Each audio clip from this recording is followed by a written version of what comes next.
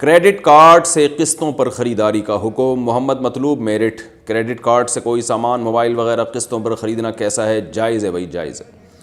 تاریخی کتابوں میں انبیاء کا ذکر کیوں نہیں؟ محمد شاہ زیب امروہہ. دنیا میں جتنے انبیاء آئے ہیں اور ہمارے نبی صلی اللہ علیہ وسلم آئے ہیں، اسلامی کتابوں میں ان کا ذکر ملتا ہے، لیکن تاریخ کی کتابوں میں ان کے بارے میں کچھ پڑھنے کو نہیں ملتا. اس کی کیا وجہ ہے؟ دیکھیں، ہسٹری لکھنے والے جو ہیں نا، وہ ایک خاص موضوع کو سامنے رکھ کر ہسٹری لکھتے ہیں. مثال کے طور پر جیسے مسلمان جب ہسٹری لکھتے ہیں تو اس میں اسلامک ہسٹری کو بہت نمایاں کیا جاتا ہے. آپ گورے جب ہسٹری لکھیں گے تو اس میں اسلامی خلفاء کا اور مسلمان خلفاء کی جنگوں کا بہت ہی کم تذکرہ ہوگا. وہ ایسے لگے گا جیسے دنیا میں ہوئی نہیں ہے. لیکن آپ مسلمانوں کی ہسٹری پڑھیں گے تو آپ کو لگے گا کہ ماضی تو تھا ہی مسلمانوں کے ہاتھ میں، اور دنیا میں زیادہ تر حکومت ہی مسلمانوں نے کی ہے. تو یہ ہسٹری لکھنے والے کی اپنی تھنکنگ پہ ہوتا ہے. اب ظاہر ہے سب سے زیادہ اثر اس دنیا پہ پیغمبروں کا رہا ہے. آپ دیکھیں اس کے اثرات ہیں کہ آج بھی دنیا میں سب سے بڑی آبادی جو دنیا کی ہے وہ عیسائیوں کی ہے، پھر مسلم کی ہے، اور یہودی بھی ایک بہت بڑا مذہب ہے. تو یہ تینوں کا مجموعہ اگر ملایا جائے تو دنیا کی آبادی کا بہت بڑا حصہ ہے یہ، اور یہ سب پیغمبروں کو مانتے ہیں، اور ان کی ایک ہسٹری ہے کہ دنیا میں پیغمبر آئے، اور ان کی کتابیں آج تک چلی آ رہی ہیں، ان کی ملفوظات نقل ہوتے چلے آ رہے ہیں. اور مسلمانوں کا تو بہت ہی مضبوط نیٹ ورک ہے اس بارے میں، بہت ہی مضبوط نظام ہے. قرآن ہے اور احادیث ہیں، ان کی پوری سندیں ہیں جو تاریخی کتابوں سے زیادہ جاندار ہیں. کیونکہ تاریخی کتابوں میں اکثر سندیں نہیں ہوتی. مسلمانوں کے پاس تو حدیثوں کے راویوں کے نام، ان کی لسٹیں، ان کی کنیتیں اور ان کے والد کے نام اور ان کے شاگردوں، ان کے استاذوں اور ان کے ذاتی حالات پورے مسلمانوں کے پاس محفوظ ہیں. لیکن ہسٹری کی کتابوں میں ان چیزوں کو لفٹ نہیں کرائی جاتی. تو وجہ اس کی ہے کہ جو بھی ہسٹری لکھتا ہے نا، وہ ایک خاص ٹاسک اس کے ذہن میں ہوتی ہے، اسی کو سامنے رکھ کر اسی سے متعلق واقعات کو نقل کر رہا ہوتا ہے. دوسری بات یہ کہ ایسا نہیں ہے کہ ہسٹری میں ان پیغمبروں کا بالکل بھی ذکر نہیں ہے. یہ بھی بات بھی غلط ہے. ذکر تاریخی کتابوں میں ان پیغمبروں کا بھی ملتا ہے.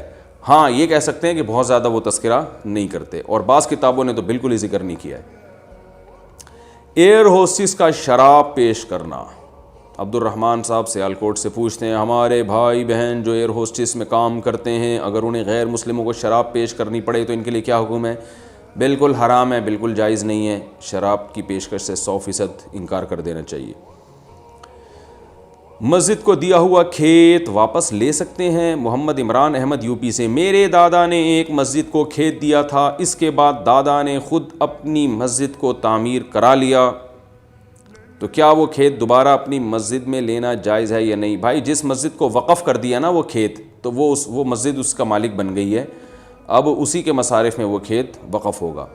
ہاں، وہ مسجد میں اس کے استعمال کی کوئی گنجائش ہی نہیں رہی، ختم ہو گئی، اور اس کے لیے اب وہ گویا وہ ضائع ہو رہے ہیں مصارف. تو پھر شرعاً یہ اجازت ہے کہ ایک مسجد کے اموال جو مسجد کے لیے وقف ہوئے تھے، جب اس مسجد کو ضرورت نہ رہے تو پھر کسی دوسری مسجد میں وہ استعمال ہو سکتے ہیں. کیا لفظ چھوڑنے سے طلاق ہو جاتی ہے؟ پشتو زبان میں اگر کوئی اپنی بیوی کے لیے چھوڑنا کا لفظ استعمال کرے تو کیا یہ صریح ہے یا کنایا؟ بعض مفتی حضرات کہتے ہیں کنایا ہے، کچھ کہتے ہیں کہ صریح ہے. اس بارے میں رہنمائی فرمائیں. سدید صاحب سواس سے.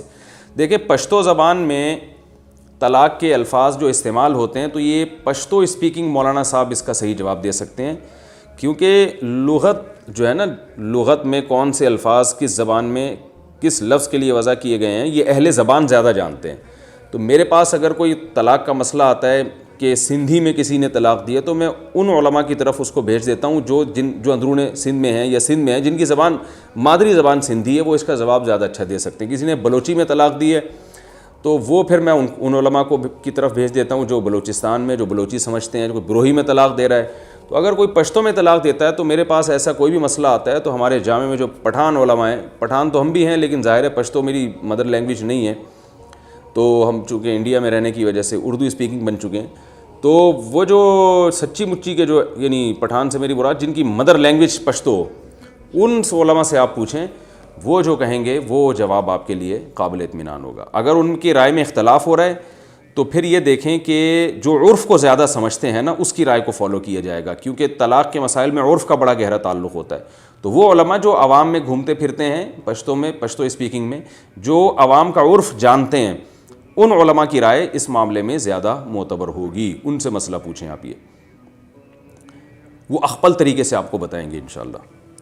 کیا مہنگا سامان بتا کر پیسے لے سکتے ہیں؟ میں گاڑی چلاتا ہوں، مجھے کوئی سامان لانے کے لیے بھیجتا ہے تو دکاندار میری پہچان کی وجہ سے خاص مجھے 350 کا سامان 350 میں دے، تو کیا وہ زائد پیسے رکھنا میرے لیے جائز ہوگا یا نہیں؟ مسیح اللہ بمبئی سے. یہ بہت اہم مسئلہ ہے بھائی، سمجھیں اس کو اچھی طرح سے کہ جب آپ کو کوئی چیز کسی نے خریدنے کے لیے بھیجی اور دکان والے نے آپ کو سستی دی ہے تو آپ وہ اضافی پیسے نہیں رکھ سکتے، اگرچہ اس نے آپ کے تعلق کی بیس پر وہ سستی کی ہے. وجہ اس کی ہے کہ جس نے آپ کو خریدنے کے لیے بھیجا آپ اس کے وکیل ہیں، تو ڈسکاؤنٹ جو ہے نا وہ وکیل کے ساتھ نہیں ہوتا، وہ موکل کے ساتھ ہوتا ہے. تو اگرچہ آپ کے تعلق کی بیس پر اس نے کمی کی ہے، لیکن یہ کمی کا فائدہ اس کو ہوگا جس نے آپ کو چیز خریدنے کے لیے بھیجا ہے.